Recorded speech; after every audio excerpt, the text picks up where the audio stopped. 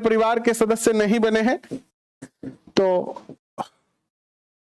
परिवार के सदस्य बन जाए, ताकि आने वाले जितने भी सेशन हैं उन सबका आपको जो नोटिफिकेशन है वो सबसे पहले मिल सके। और पहले नोटिफिकेशन लेने के लिए आप जो है बेल आइकन को ऑल नोटिफिकेशन सिलेक्ट करते हुए जरूर प्रेस जो कर दीजिएगा। इसके अलावा आप अगर हमारे टेलीग्राम से जुड़ना चाहते हैं तो टेलीग्राम का लिंक आपके सामने दिया गया है। इन बारकोड को स्कैन करके आप जो है टेलीग्राम पे हमारे साथ जो है वो ज्वाइन हो सकते हो। तो चलिए करते हैं शुरुआत आज के सेशन की। और यहाँ आप हमारा जो टेलीग्राम चैनल का लिंक है उसको भी अपने टेलीग्राम में जो है पेस्ट करके इस सेशन को जो है देख सकते हो। और टेलीग्राम है आपका राजस्थान एग्जाम मंत्रा का, ये लिंक है आपका, और वो है रीत नगर का। दो हमारे टेलीग्राम चैनल है जहाँ आपको हर सेशन के बाद उनकी पीडीएफ भी मिलती रहती है। उदयलाल मीना जी कैसे हैं आप? एसएल सनवरिया जी कैसे हैं आप? सनवरिया जी, मोतीलाल जी स्वागत आपका। गोकुल शर्मा जी कैसे हैं आप? तो चलिए करते हैं शुरुआत। इससे पहले कि हम आगे बढ़े, दो चैप्टर हम आपके कंप्लीट करा चुके हैं। आज हम दो चैप्टर और करने का प्रयास करेंगे।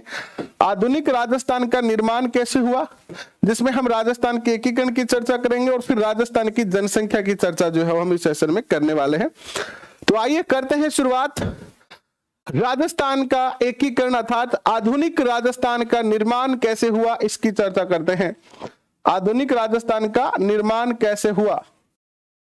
आधुनिक राजस्थान का निर्माण, इससे पहले वाले सेशन में हमने 1857 की क्रांति की चर्चा जो है वो विद्वान साथियों की थी कि 1857 की क्रांति की क्या पृष्ठभूमि रही, किस प्रकार 1857 की क्रांति हुई। और आज इस सेशन में हम चर्चा करने वाले हैं। नहीं, 12 बजे वाली क्लास वो नहीं होगी अब शहनाज जी, 12 बजे यहाँ अनअकैडमी वाली ही क्लास होगी। महेश जी स्वागत आपका। वागड़ से कैसे हैं आप? विनोद कुमार मीना जी कैसे हैं आप? तो चलिए करते हैं शुरुआत।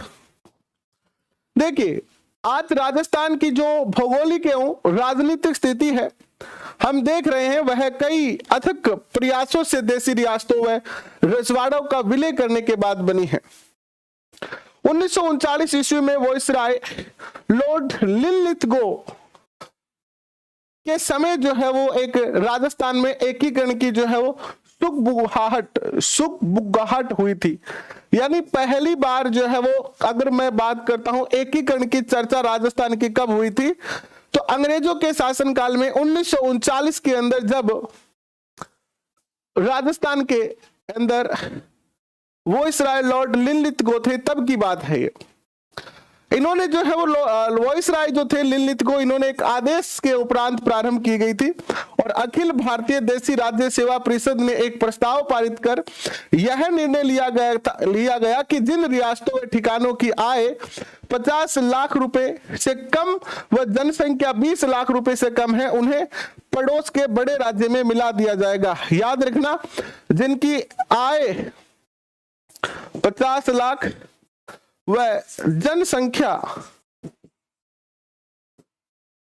20 लाख यानी 20 लाख से कम है, उन्हें जो है वो अपने पड़ोसी राज्य में मिला दिया जाएगा। यद्यपि यह कार्य इतना सरल नहीं था, किंतु प्रजामंडल आंदोलन द्वारा जन जागृति व एकीकरण की प्रक्रिया को आगे बढ़ाया गया। देखिए क्या होता है, अब क्या घटनाएं घटती है। 22 मई 1946 के ज्ञापन द्वारा 22 मई 1946 के ज्ञापन द्वारा ब्रिटिश सरकार ने देशी रियासतों को एकीकरण की प्रक्रिया शीघ्र पूर्ण करने हेतु कहा। एकीकरण की यह प्रक्रिया जारी की।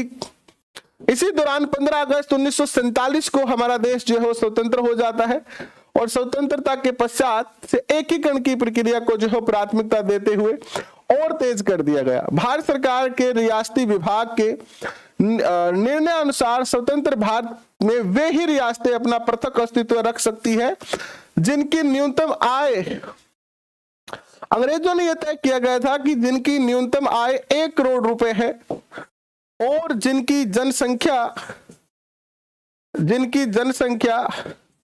10 लाख है या इससे अधिक है, तो तो वो अपना स्वतंत्र अस्तित्व रख सकती है।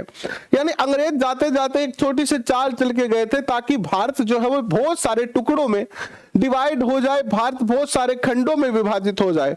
लेकिन शायद अंग्रेज भूल गए थे कि भारत के अंदर ऐसे नेतृत्वकर्ता थे जिन्होंने इस देश के एक एक राज्य रूपी फूल को एक धागे में पिरोकर और भारत देश का जो है निर्माण किया। आइए चर्चा करते हैं इनकी। इस मानदंड के अनुसार राजस्थान में केवल जयपुर, जोधपुर, बीकानेर और उदयपुर 4 ही रियासतें थी। तो ये क्वेश्चन पूछा जा सकता है कि भारत की स्वतंत्रता के समय राजस्थान और संपूर्ण भारत में रियासतों के एकीकरण के समय जो मिनिमम कंडीशन रखी गई थी किसी भी स्वतंत्र रियासत के लिए, वो क्या रखी गई थी कि 1 करोड़ रुपए उनकी जो है वार्षिक आय होनी चाहिए, प्लस जो है वो जनसंख्या 10 लाख से अधिक होनी चाहिए। और इस कंडीशन को पूरा करने वाली राजस्थान की प्रमुख रियासतें कौन सी थी, या कुल रियासतें कितनी थी? तो राजस्थान की मात्र 4 ही रियासतें ऐसी थी जो इस कंडीशन को पूरा कर रही थी, जयपुर, जोधपुर, बीकानेर और उदयपुर। बाकी कोई भी रियासत इस कंडीशन को पूरा नहीं कर पा रही थी। किंतु इन रियासतों की जनता एकीकृत राजस्थान में विलय के पक्ष में थी। प्रजा का नेतृत्व प्रजामंडल व अन्य संघों द्वारा किया जा रहा था। देशी रियासतों के कई शासकों ने भी विलय के प्रस्ताव का जो है समर्थन किया। एकीकरण से पूर्व राजस्थान की अगर स्थिति देखते हैं तो हम सब जानते हैं कि राजस्थान में 19 रियासतें तथा यथा कौन कौन सी रियासत थी? जयपुर, जोधपुर, उदयपुर, बीकानेर, बूंदी, कोटा, धौलपुर, भरतपुर, अलवर, डूंगरपुर, प्रतापगढ़, बांसवाड़ा, झालावाड़, करौली, शाहपुरा, सिरोही, टोंक, जैसलमेर और किशनगढ़। अब आप कहोगे सर 19 रियासतों के नाम याद रखना क्या जरूरी है क्या? आज तक तो हमने कभी नहीं की। याद रखना जरूरी नहीं है, लेकिन चूंकि अभी जो समय आ चुका है, अभी का जो करंट टाइम है, उसमें क्वेश्चन कैसे भी बन जाते हैं। कोई आइडिया नहीं है कि कैसे क्वेश्चन बन जाए। आपसे क्वेश्चन पूछ लिया जाए निम्न में से कौन सी देशी रियासत जो थी वो राजस्थान की नहीं है, या निम्न में से कौन सी 19 रियासतों में से एक रियासत थी, तो जयपुर, जोधपुर, उदयपुर, बीकानेर, बूंदी, कोटा, धौलपुर, भरतपुर, अलवर, डूंगरपुर, बांसवाड़ा, झालावाड़, करौली, शाहपुरा, सिरोही, टोंक, जैसलमेर व किशनगढ़ के अलावा कोई भी यहां रियासत नहीं थी। जैसे नागौर पूछ लिया जाए, सीकर पूछ लिया जाए, तो ये रियासतें नहीं थी, इसलिए याद रखना जरूरी है। इसके अलावा 3 ठिकाने थे, एक तो कुशलगढ़ था, दूसरा लावा था और तीसरा था निमराना। एक केंद्र शासित प्रदेश था अजमेर, मेरवाड़ा। ठीक है। एकीकरण के प्रथम प्रयास में कोटा रियासत के शासक महारावल भीम सिंह ने किया। प्रथम प्रयास जो है कोटा रियासत के शासक भीम सिंह ने किया। कोटा के बाद महाराणा मेवाड़ ने 25 व 26 जून 1946 को इस प्रक्रिया को आगे बढ़ाने हेतु उदयपुर में राजस्थान, गुजरात, मालवा के कतिपय शासकों का एक सम्मेलन किया। बहुत ही प्यारा क्वेश्चन बनता है कि राजस्थान में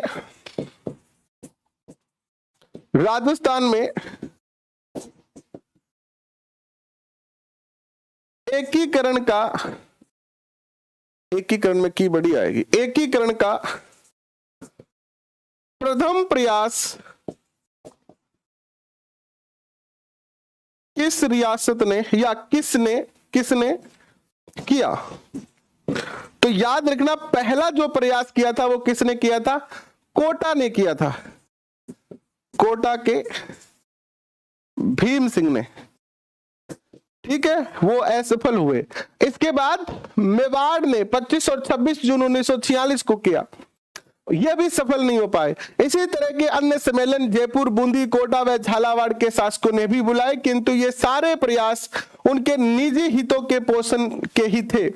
यानी कहीं ना कहीं ये जो शासक प्रयास कर रहे थे वो अपने स्वार्थ के लिए कर रहे थे, है ना। अपने स्वार्थ के करने के कारण ये सारे के सारे जो प्रयास है वो असफल हुए। कोई भी प्रयास इसमें से जो है वो सफल नहीं हो पाया। कोई भी प्रयास इसमें जो है वो सफल नहीं हो पाया। इसके बाद इसलिए प्रक्रिया पूर्ण नहीं हो सकी। शासकों के समानांतर ही जनता से सीधे जुड़ी संस्थाएं एवं संगठन भी एकीकरण की प्रक्रिया में सक्रिय रहे। राज्य प्रजा परिषद व प्रजा मंडल के प्रयास संपूर्ण राजस्थान को एक इकाई के रूप में जो है गठित कर भारतीय संघ में शामिल करने के लक्ष्य को लेकर जारी थे। देखिए क्या घटनाएं घटती है। एकीकरण के चरण की बात करते हैं कि एकीकरण किस प्रकार से हुआ, कितने चरणों में हुआ, कितना समय लगा, सबसे पहला चरण कौन सा था, इन सभी बिंदुओं पर जो है चर्चा करते हैं।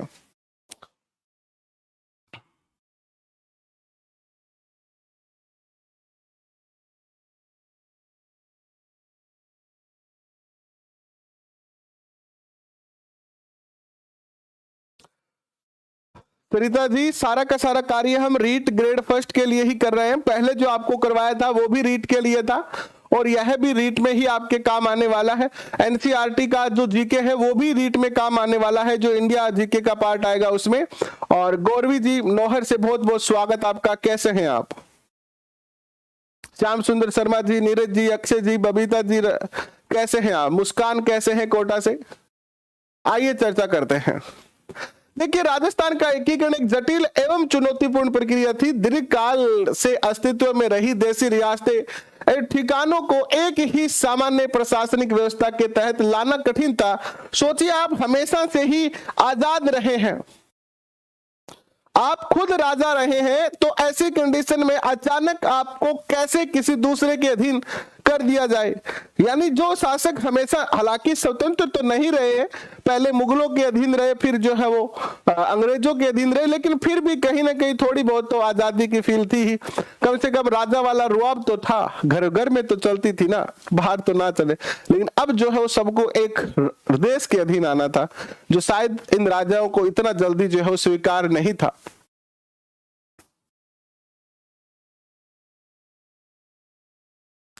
संविधान सभा में कितने सदस्य थे, इसके लिए ये हमने एक चैप्टर किया था लास्ट क्लास में, वो चैप्टर आप देख लीजिएगा, उसमें पूरा ऑथेंटिक ही है। माध्यमिक शिक्षा बोर्ड पढ़ रहे हैं तो इसमें जो डिटेल बता दी गई श्याम सुंदर जी, वो बिल्कुल ऑथेंटिक है।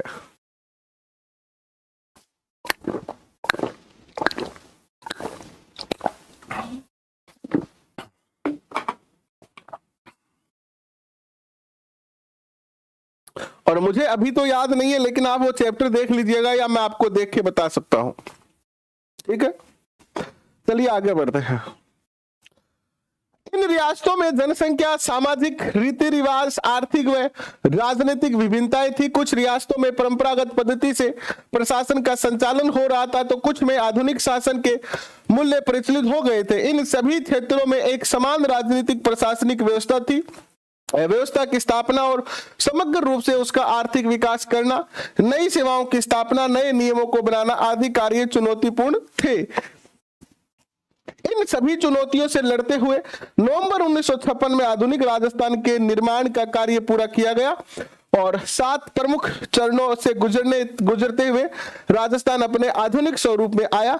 एकीकरण के इन 7 चरणों को हम समझते हैं। देखिएगा, पहला जो चरण था वो आपका ये रहा। एकीकरण का जो पहला चरण था उसे हम मत्स्य संघ के निर्माण की बात करते हैं, यानी इस संघ में मत्स्य संघ का जो है निर्माण हुआ। हालांकि यहां से पढ़ने के बाद भी कुछ फैक्ट हैं जो हमें और पढ़ने हैं, वो भी हम आपको पढ़ाने वाले हैं। वो भी हम आपको अलग से, एक जितने भी टॉपिक हैं, जैसे ही कक्षा 10 तक हम पूरा कर लेंगे, फिर हम आपको टॉपिक वाइज अलग अलग सारे के सारे रीट लेवल सेकंड एसएसटी के एक एक टॉपिक की डिटेल से हम यहां पर चर्चा करने वाले हैं। ठीक है, तो मत्स्य संघ 17 और 18 मार्च 1948 को इसका गठन हुआ। अलवर, भरतपुर, धौलपुर और करौली, ये 4 राज्य इसके अंदर आते हैं। अलवर इसकी राजधानी बना। धौलपुर के महाराजा उदयभान सिंह को राज प्रमुख बनाया गया और शोभाराम कुमावत को प्रधानमंत्री बनाया गया। याद रखना है, एक तो डेट याद रखनी है, इसके अलावा देखिएगा राज प्रमुख कौन बना, ये बहुत बार पूछा जाता है। तो राज प्रमुख बने उदयभान। उदयभान ये कहां के थे? उदयभान सिंह धौलपुर के थे, धौलपुर के। दूसरी बात,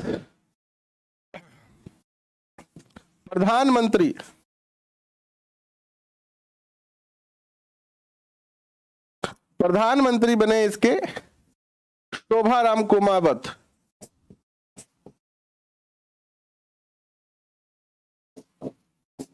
शोभाराम कुमावत।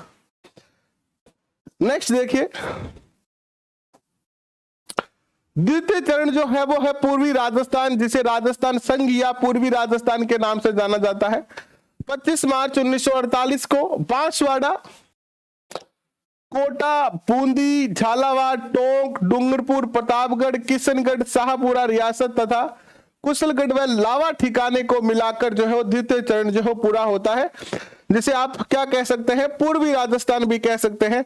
यहां से लेकर जो है वो ये पूरा का पूरा जो है भाग राजस्थान में विलय कर इसका नाम दे दिया गया, क्या, इसको जो नाम दे दिया गया वो दे दिया गया राजस्थान संघ या पूर्वी राजस्थान। और इसकी राजधानी क्या बना, कोटा बना, कोटा बना राजधानी। और राज प्रमुख जो इसके बने वो कौन बने, इसके जो राज प्रमुख बनते हैं वो बनते हैं भीम सिंह कोटा के महारावल थे, भीम सिंह कोटा के। और इसके जो प्रधानमंत्री बने वो कौन बने, प्रधानमंत्री जो बने वो बने गोकुल लाल असावा। इसके बाद देखिएगा तीसरा चरण आता है आपका। तीसरे चरण के अंदर संयुक्त राजस्थान बनता है। इसमें क्या किया गया देखिएगा, संयुक्त राजस्थान में उदयपुर यानी मेवाड़ का विलय कर दिया गया। जो संयुक्त राजस्थान हमने देखा था, संयुक्त राजस्थान में उदयपुर के का विलय किया गया और मेवाड़ के भूपाल सिंह को राज प्रमुख बना दिया गया। संयुक्त राजस्थान, ये जो राजस्थान संघ था ना, राजस्थान संघ, इसमें क्या किया गया, उदयपुर को और मिला दिया गया और मेवाड़ के भूपाल सिंह को राज प्रमुख और माणिक्य लाल वर्मा को क्या बना दिया गया, प्रधानमंत्री। और जवाहरलाल नेहरू ने इस विलय का क्या किया, उद्घाटन किया। तो ये बात यहां पर मोस्ट बन जाती है। डेट थी 18 अप्रैल 1948 की, ठीक है, डेट क्या थी, 18 अप्रैल 1948 की थी।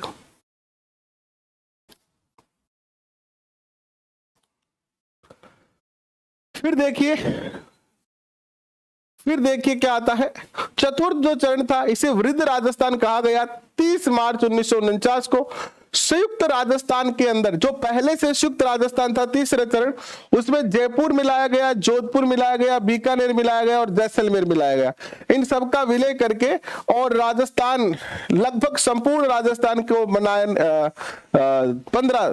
30 मार्च को जो है वो क्या बना दिया गया, क्योंकि 30 मार्च को ही इसका वृद्ध राजस्थान का जो है निर्माण हुआ था। तो 30 मार्च को राजस्थान दिवस या स्थापना दिवस के रूप में मनाया जाता है।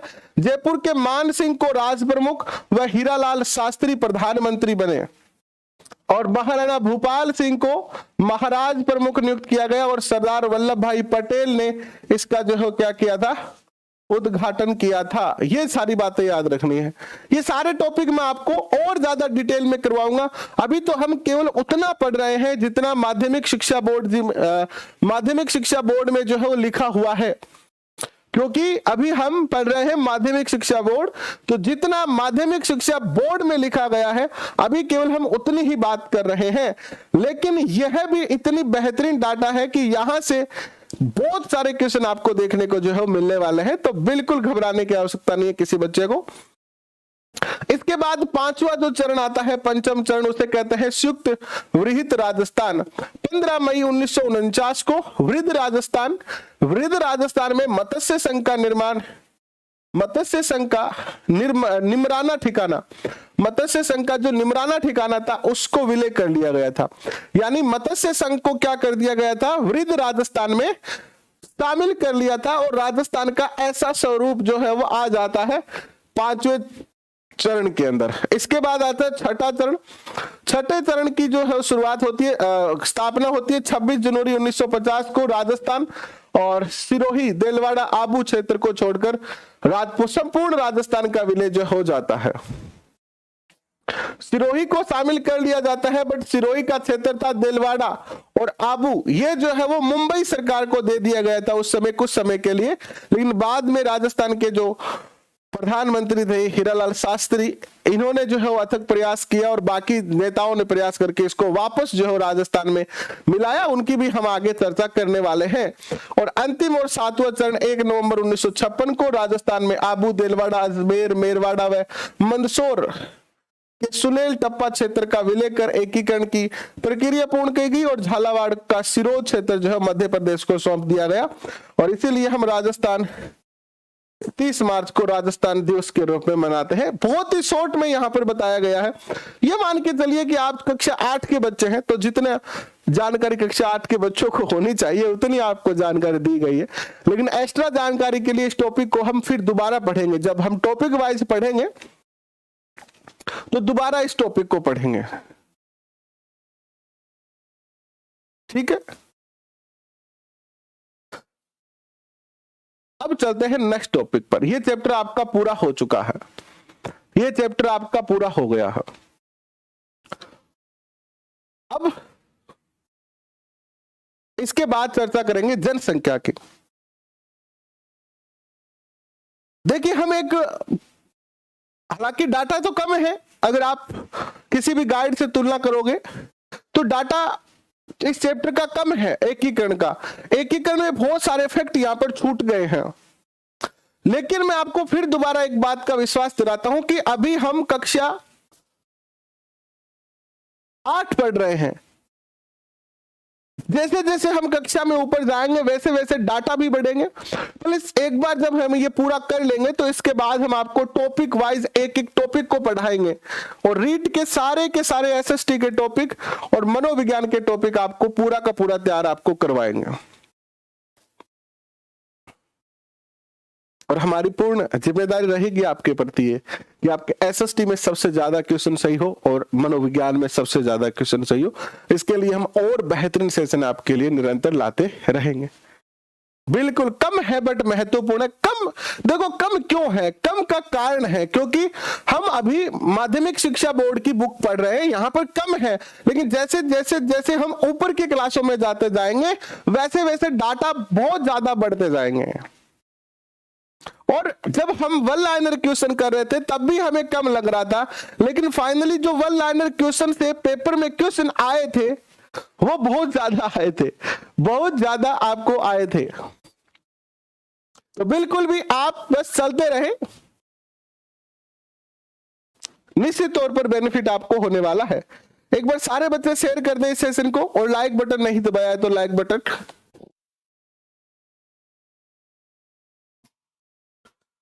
अगर लाइक बटन नहीं दबाया है तो लाइक बटन भी दबा सकते हैं आप।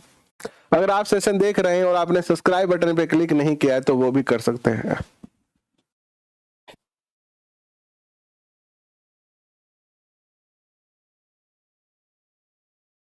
तो चले आगे, चलिए जनसंख्या की चर्चा करते हैं। अब देखो जनसंख्या, वैसे तो अभी हमारे पास नई जनसंख्या के डाटा के आंकड़े तो आए नहीं है, तो 2011 की जनसंख्या के आंकड़े हम देख लेते हैं।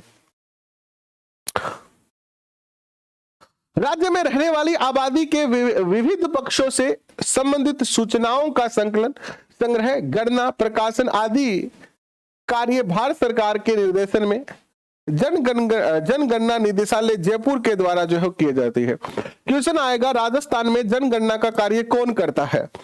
राजस्थान में जनगणना का कार्य कौन करता है? तो जनगणना निदेशालय जयपुर। और कब करता है? प्रति 10 वर्ष में। भारत में सन 1872 में जनगणना का कार्य शुरू किया गया और सन 2011 की जनगणना के अनुसार राजस्थान की कुल जनसंख्या 6.85 करोड़ है, जो कि भारत की कुल जनसंख्या का 7.5% है। यह जरूर याद रखना। जनसंख्या वृद्धि दर की बात करते हैं तो किसी निश्चित अवधि में जनसंख्या में आए बदलाव जो जनसंख्या परिवर्तन कहते हैं। यानी किसी निश्चित समय में, जैसे 2011 की जनसंख्या की बात कर रहे हैं, तो 2001 से लेकर और 2011 तक जो भी परिवर्तन होते हैं जनसंख्या में, उसे क्या कहेंगे हम? जनसंख्या वृद्धि दर कहेंगे। जनसंख्या का बढ़ना और घटना दोनों ही जनसंख्या परिवर्तन कहलाता है। किसी स्थान की जनसंख्या एक वर्ष या एक दशक में पिछले वर्ष या दशक से कम हो जाए तो इसे ऋणात्मक वृद्धि दर कहते हैं, और यदि बढ़ जाए तो धनात्मक वृद्धि दर कहते हैं। राजस्थान की जनसंख्या भी लगातार बढ़ रही है, जो कि उच्च वृद्धि दर का सूचक है। राज्य की जनसंख्या में वृद्धि दर सन 2011 से 21.31% पाई गई है। यानी वर्तमान में अगर 2011 की जनसंख्या के अकॉर्डिंग राजस्थान की जनसंख्या वृद्धि दर देखें तो 21.31% जो है वो राजस्थान की जनसंख्या वृद्धि दर जो है वो पाई गई है। और नीचे हमारे एक मानचित्र, उसमें हम देखेंगे बाड़मेर जिले में जनसंख्या वृद्धि दर जो है सर्वाधिक रही है 32.5%, जबकि गंगानगर में यह जनसंख्या वृद्धि दर जो है वो सबसे कम रही है 10.0%। ये दोनों आंकड़े आप याद रख सकते हो, ये दोनों आंकड़े आप जो है वो याद रख सकते हो। इकोनॉमिक्स में आपका पूरा का पूरा यूनिट ही करवाएंगे आपको, वैसे हमने करवा रखा है, आप चाहें तो देख सकते हैं, हम आपको फिर से भी करवाएंगे, तो इतनी बार आपको कॉपी पेस्ट करने की आवश्यकता नहीं है, बिल्कुल करवाएंगे, करवा भी रखा है, आप पीछे वाला जाके देख सकते हैं, और भी करवाएंगे आपको। पूरे की पूरी यूनिट हमने करवा रखी है, आपको पूरी की पूरी यूनिट हमने करवा रखी है, तो याद रखना बाड़मेर 32.5% सर्वाधिक है ये, और गंगानगर 10%, ये जो है वो सबसे कम है। इसके बाद देखिए ये जो मैप दिख रहा है, जब मैं आपको वन लाइनर क्वेश्चन करवाए थे तब भी मैंने आपको ये मैप दिखाया था, जो है वो दिखाया था। इस मैप से भी बहुत सारे क्वेश्चन बन सकते हैं। इस मैप में एक एक डिस्ट्रिक्ट की, आजकल पहले तो क्या था, राजस्थान का जनसंख्या वृद्धि दर पूछते थे, आजकल ऐसे पूछा जाता है कि जनगणना 2011 के अनुसार जयपुर का जनसंख्या वृद्धि दर कितना रहा, तो आप बता सकते हैं कि 26.2%। तो आप इसको ऐसे लिख लीजिएगा, जयपुर और वृद्धि दर लिख लीजिएगा 26.2%, है ना। कम से कम कुछ जिलों का लिख लीजिएगा, एंड जैसे लिख सकते हैं आप टोंक, इसके पास ये जयपुर के, तो 17.3%। आप लिख सकते हैं जैसलमेर में भी बहुत जनसंख्या वृद्धि दर हो रही है 31.8%। आप लिख सकते हैं बाड़मेर के अंदर जो है वो 32.5%। आप लिख सकते हैं बीकानेर, है ना। देखो पूरा 33 जिलों का तो आपको पता है कि याद होना मुश्किल, थोड़ा असंभव तो कुछ नहीं होता है, बट थोड़ा सा मुश्किल होता है, बट हम कुछ याद रख सकते हैं। जैसे कि झुंझुनू का जनसंख्या वृद्धि दर है, ये थोड़ा कम ही रहा है, यानी हालांकि सबसे कम तो गंगानगर का रहा है, ये देखिए 10% है, लेकिन गंगानगर के बाद अगर देखें तो फिर कौन सा आएगा, देखो गंगानगर के बाद अगर देखते हैं तो झुंझुनू ही आएगा। फिर 2 नंबर पर झुंझुनू है और 3 नंबर पर जो है वो आपका पाली है।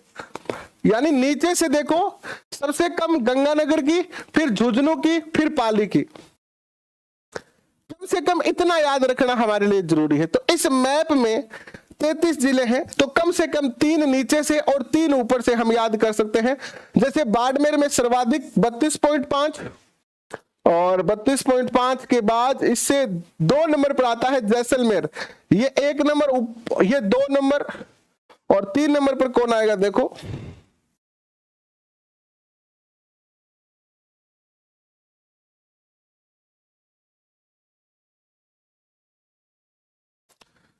3 नंबर पर आता है जोधपुर 27.7। तो इस प्रकार के डाटा आप जो है याद रख सकते हो, ठीक है, हो जाएगा। इसके बाद 4 नंबर पर जालोर है आपका, 4 नंबर पर जालोर है। तो ऐसे क्वेश्चन कभी कभी ज्यादा पूछे जाते हैं। बीकानेर से नरेश कुमार जी, कैसे हैं आप, कैसे हैं? नेक्स्ट क्वेश्चन देखिए, जनसंख्या घनत्व। घनत्व क्या होता है कि एक निश्चित 1 किलोमीटर के अंदर, है ना, एक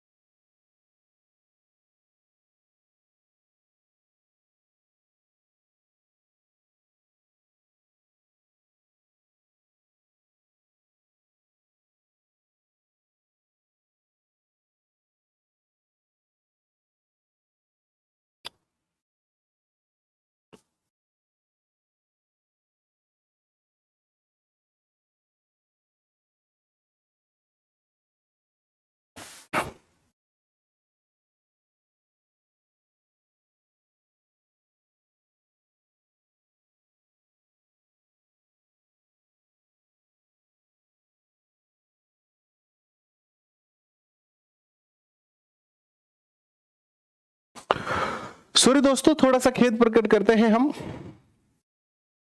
कुछ टेक्निकल इशू के चलते जो है वो बीच में सेशन कुछ समय के लिए रुक गया था।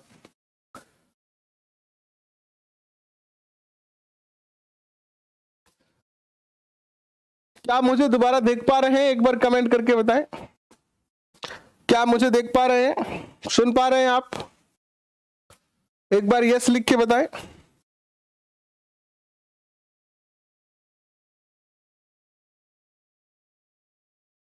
ओके, ठीक है, आप देख पा रहे हैं मुझे।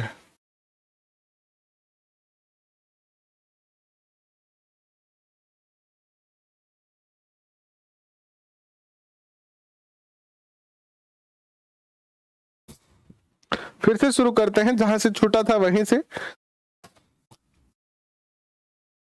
हुआ क्या कि थोड़ा सा ओवरलोड होने के कारण जो है वो डीपी नीचे गिर गई थी और पूरे रूम की लाइट चली गई थी। हालांकि ऐसा नहीं था कि सारी लाइट नहीं गई थी, लेकिन ओवरलोड मान लिया डीपी ने, इसी कारण जो, क्योंकि यहाँ पर बहुत सारी लाइटें जो है वो अभी जल रही है, इसमें से एक लाइट ये तो जल ही नहीं रही है, इसी के कारण हुआ है। तो फिर भैया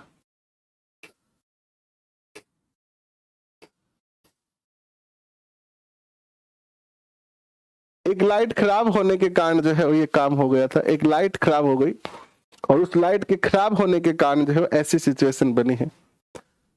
बावड़ी होगी लाइट, टेढ़ी भी होगी सब, है नहीं? चलो कोई बात नहीं, इसको बदल चेंज करवा देंगे। क्या अभी सुन पा रहे हैं, मुझे देख पा रहे हैं?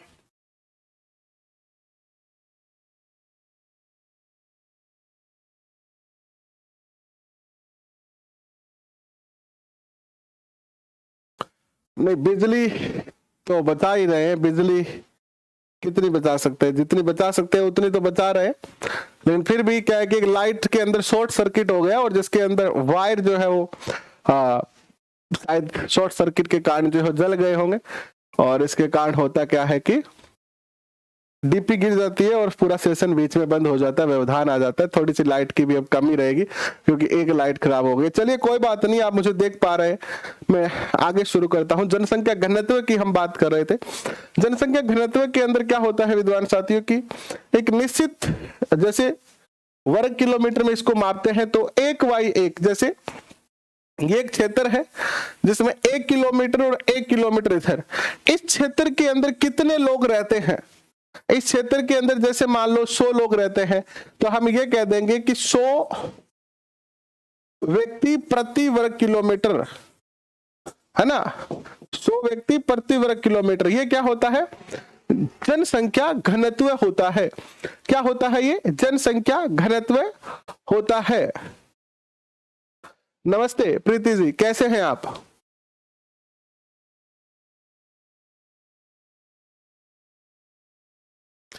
क्या बात है यार ओम प्रकाश।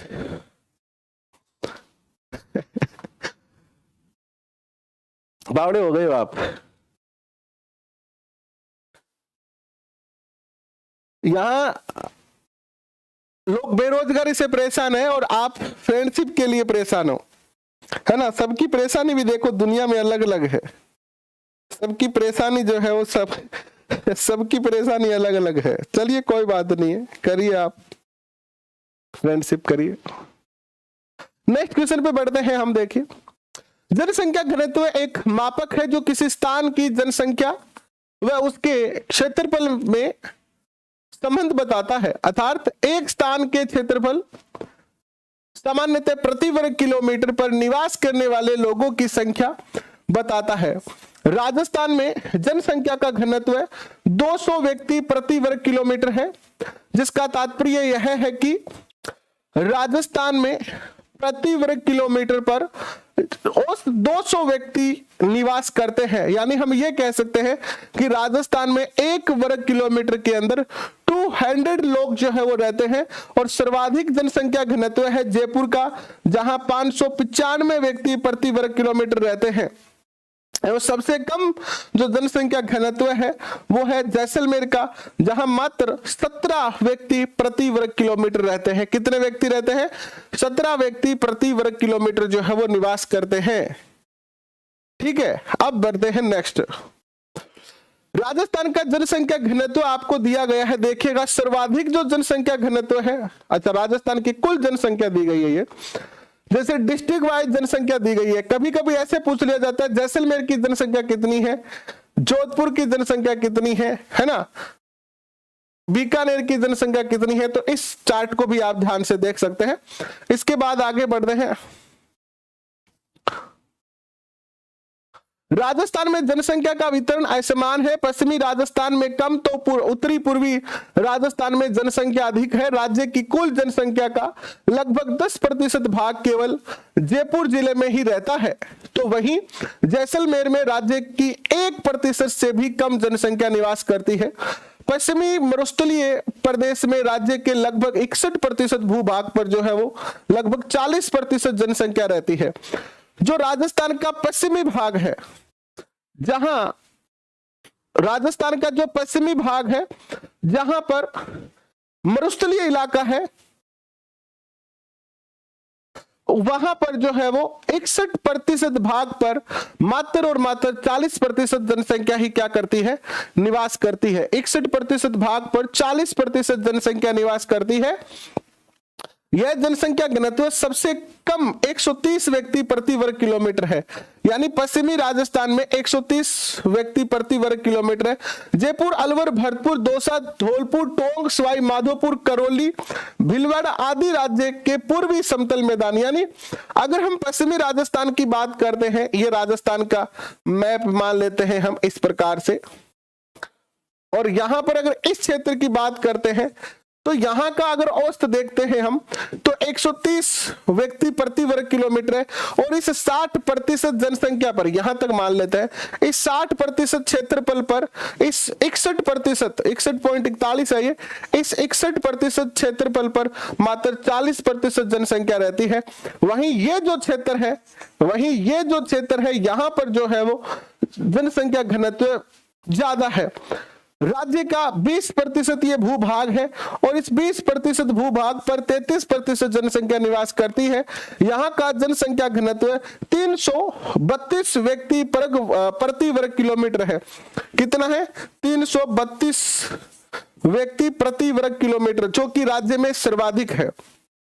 अरावली के पर्वतीय भाग तथा दक्षिणी पूर्वी पठारी प्रदेश में राजस्थान का मध्यम जन घनत्व पाया जाता है। पश्चिमी राजस्थान में कठिन भौगोलिक परिस्थितियां और आधारभूत सुविधाओं की कमी के कारण जनसंख्या कम है। फिर भी यह ध्यान देने की बात है कि विश्व में थार मरुस्थल जनसंख्या की दृष्टि से सबसे जो है वो सघन प्रदेश में आता है। यानी बाकी अगर थार के बाकी जितने भी मरुस्थल हैं उनकी तुलना अगर राजस्थान के थार के मरुस्थल से करें तो यहां पर जो है बाकी की तुलना में सर्वाधिक जो है वो क्या है, जनसंख्या घनत्व है।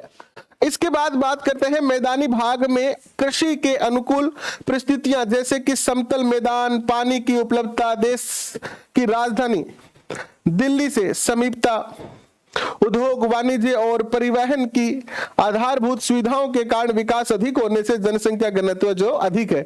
देखिए जनरली लोग कहां रहेंगे, जनरली लोग कहां रहेंगे, जहां पर जॉब के ज्यादा बेहतर ऑफर हो, जहां का जीवन और ज्यादा उच्च हो, तो वहां पर ज्यादा लोग रहेंगे ही।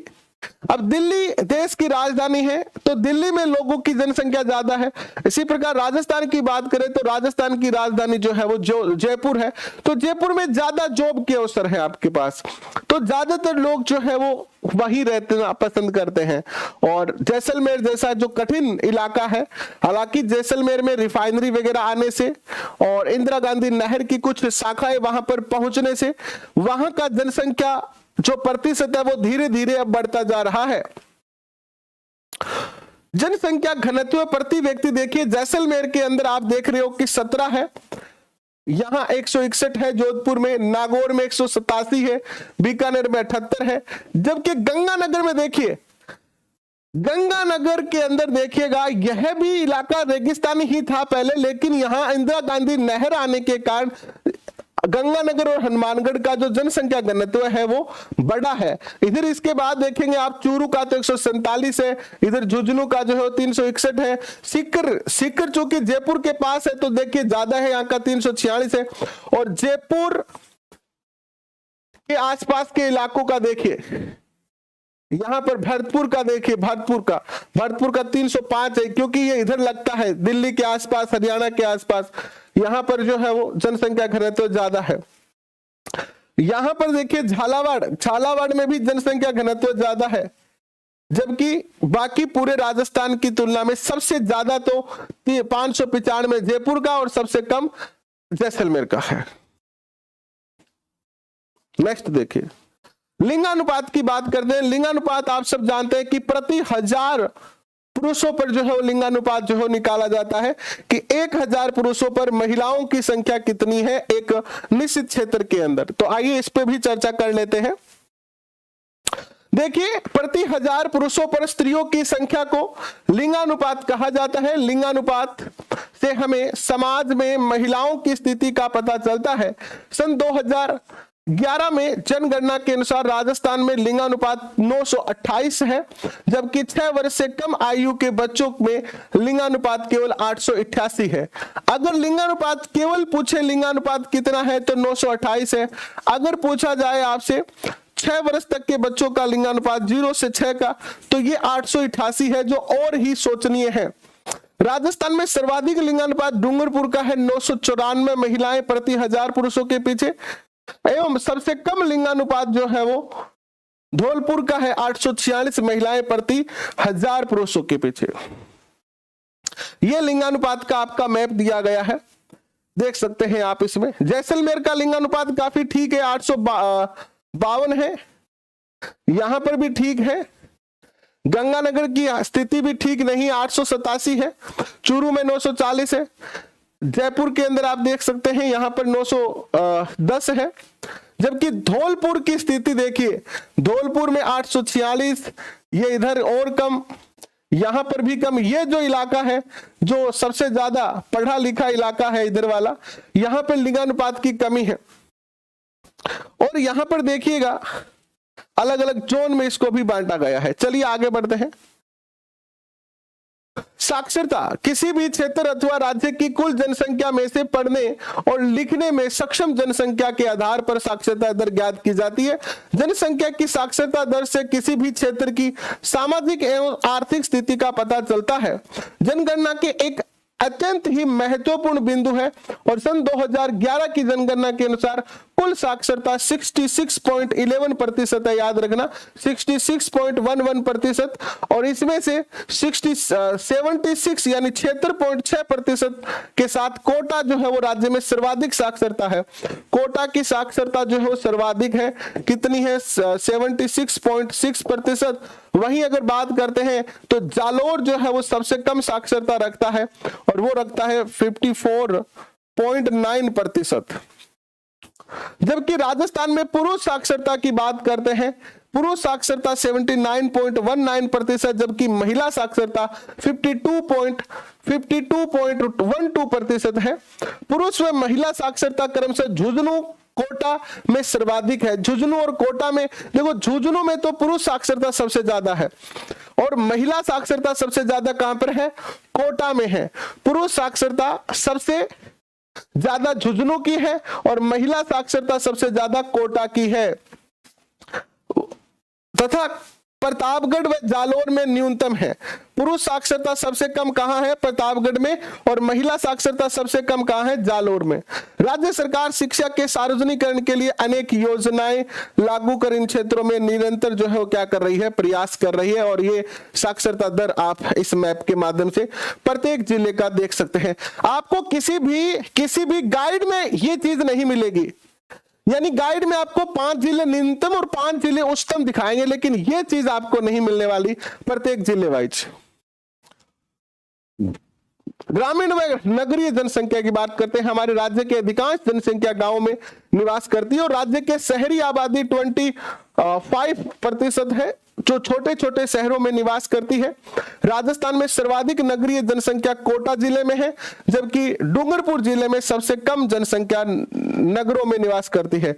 यानी सर्वाधिक नगरीय जनसंख्या कहां पर है? कोटा में। कोटा में गांवों की संख्या सबसे मान लो कम है, ग्रामीण लोगों की संख्या कम है, और डूंगरपुर में जो है सबसे कम जो है वो नगरों की संख्या है, यानी यहाँ ग्रामीण जनसंख्या ज्यादा है। राज्य में नगरीय जनसंख्या लगातार जो है बढ़ रही है।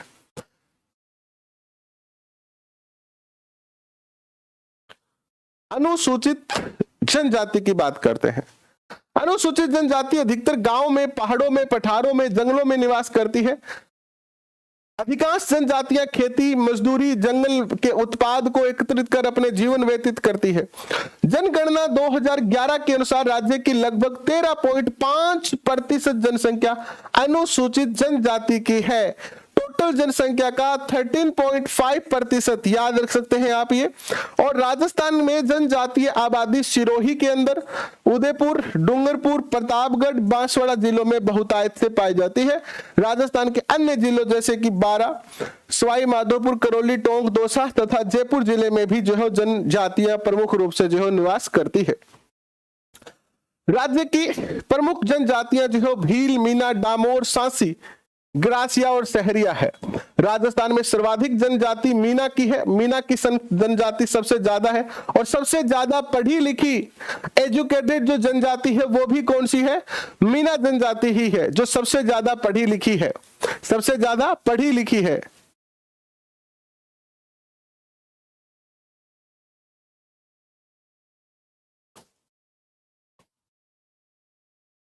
आगे बढ़ते हैं। मीना जनजाति मुख्यतः जयपुर, दौसा, सवाई माधोपुर, करौली, अलवर, उदयपुर, टोंक, अलवर, उदयपुर, कोटा, बूंदी आदि जिलों में निवास करती है। भील राजस्थान में एक प्राचीन जनजाति है जो मुख्यतः बांसवाड़ा, डूंगरपुर, प्रतापगढ़, सिरोही आदि जिलों में निवास करती है। डामोर जनजाति डूंगरपुर जिले में सिमलवाड़ा क्षेत्र में मिलती है। यही क्वेश्चन पूछा गया है बहुत बार। डामोर मुख्यतः कहां पाई जाती है? डूंगरपुर के सिमलवाड़ा क्षेत्र में। ग्रासिया जनजाति मुख्यतः सिरोही जिले की आबू रोड, पिंडवाड़ा तहसील में पाई जाती है और डूंगरपुर, उदयपुर एवं पाली जिलों में की सीमा पर भी ग्रासिया निवास करते हैं। सांसी जनजाति भरतपुर में पाई जाती है सर्वाधिक।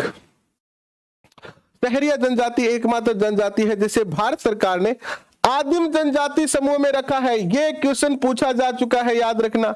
भारत सरकार ने सहरिया को आदिम जनजाति समूह में रखा है और राजस्थान के 12 जिले की शाहबाद और किशनगंज तहसीलों में सहरिया जनजाति सर्वाधिक पाई जाती है। और यह चैप्टर आपका पूर्ण हो जाता है इसी के साथ। तो चैप्टर 2 हमने पूर्ण कर लिए हैं आज। बाकी कल करेंगे शुरुआत। थोड़ा सा बीच में आपको व्यवधान आया, इसके लिए हम जो है वो खेद प्रकट करते हैं। और कल हम जो चैप्टर करेंगे इसकी पीडीएफ आपको 10 मिनट में मिल जाएगी।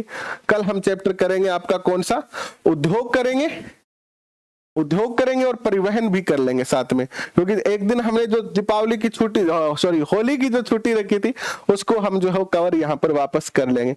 आप सारे बच्चे थोड़ा थोड़ा शेयर करें अपने दोस्तों के साथ। जितना ज्यादा आप शेयर करेंगे, जितने ज्यादा बच्चे होंगे, उतने ही सेशन हम आपके लिए और बढ़ा देंगे और थोड़ा थोड़ा सेशन बढ़ाएंगे। और हम प्रयास कर रहे हैं कि बहुत जल्दी आपसे 4 से 5 सेशन डेली यहाँ पर हम करें, जिससे कि आपको और सहायता मिले। तो हम आपसे वैसे किसी प्रकार की फीस नहीं लेते हैं और ना ही हम आपसे फीस लेंगे। तो छोटा सा हम आपसे यही चाहते हैं कि थोड़ा सा अपने परिवार को और बड़ा करते हैं। तो अपने दोस्तों के साथ जहां आप पढ़ते हैं, कॉलेज में, कोचिंग में, लाइब्रेरी में, वहां अगर आपको अच्छा लगे, अगर आपकी आत्मा कहती है कि हाँ अच्छा काम हो रहा है, अच्छी मेहनत हो रही है, फीस भी नहीं लग रही है, तो जरूर आप इसको शेयर करें। और सारी की सारी पीडीएफ फाइल आपको टेलीग्राम पर जो है वो मिल जाएगी। अभी के लिए इतना ही, बहुत बहुत धन्यवाद, थैंक यू, शुभ रात्रि। मिलते हैं कल एक और नए सेशन में, तब तक के लिए हंसते रहे, मुस्कुराते रहे और अपने लक्ष्य की ओर बढ़ते रहे। Thank you.